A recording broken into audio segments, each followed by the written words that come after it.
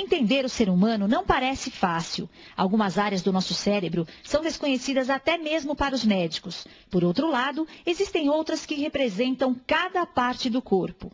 Aqui nós temos uma figura mostrando o cérebro, tá? Essa figura aqui está mostrando uma metade do cérebro, a metade esquerda de um cérebro, e aqui a metade direita. Então o cérebro é uma abóboda, tá?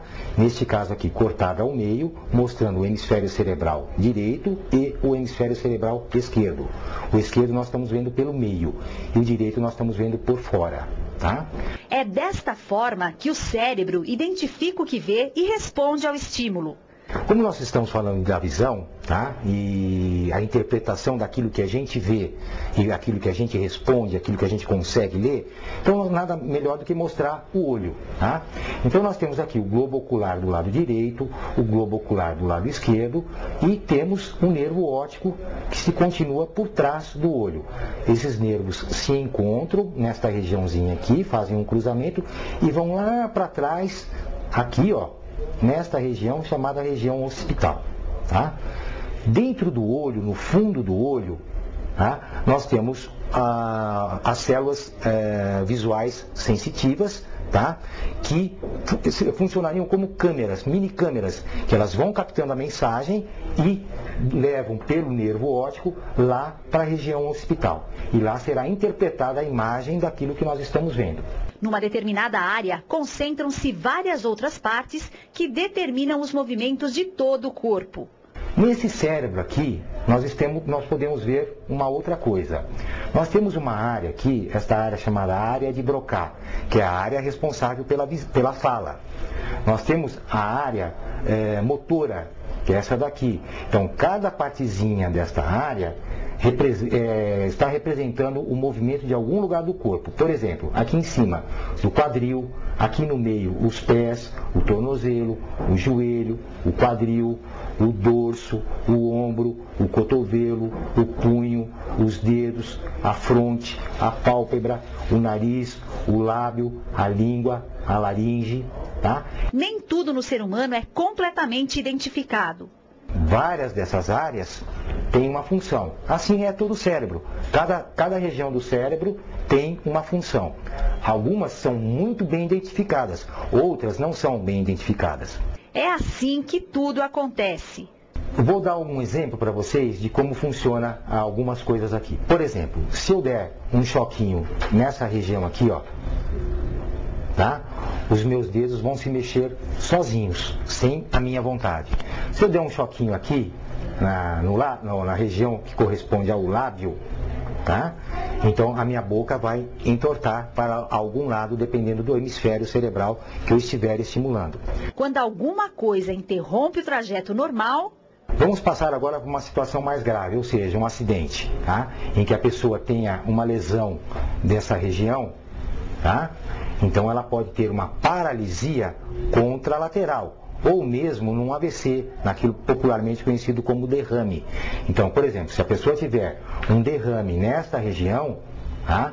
Que pegue a área de Broca, ela vai ficar com problemas para falar. Se pegar a área da língua, ela vai ter problemas para articular as palavras.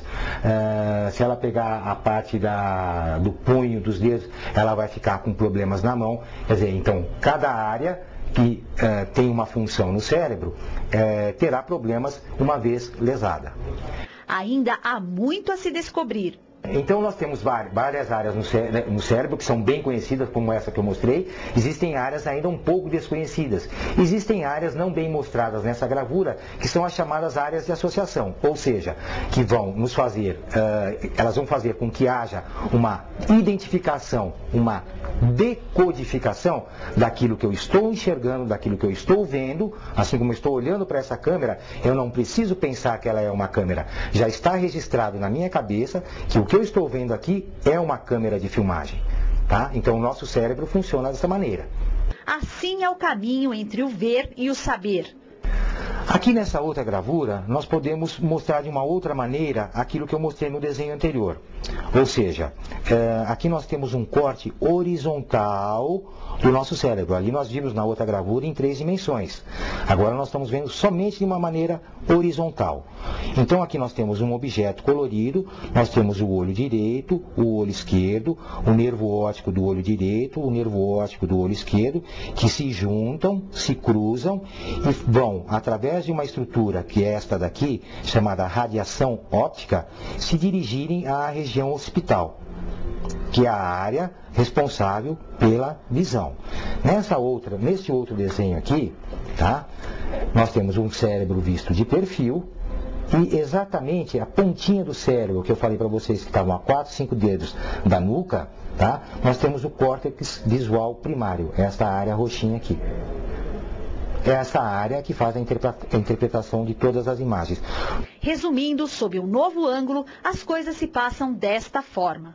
Ao redor do cérebro, tá, nós temos inúmeras áreas de associação que fazem com que nós decodificamos o que estamos vendo, decodificamos o que estamos ouvindo e fazemos uma associação daquilo que estamos vendo, daquilo que estamos ouvindo e podemos falar. Assim como eu estou falando com vocês, olhando uma gravura, dizendo que isso aqui é um olho, eu estou podendo reconhecer isso como um olho, eu não preciso pensar que quando eu vejo essas duas bolinhas aqui, pensar o que ela é. Eu já sei que é um olho, tá? Então, essas áreas de associação, elas estão de permeio ao tecido cerebral.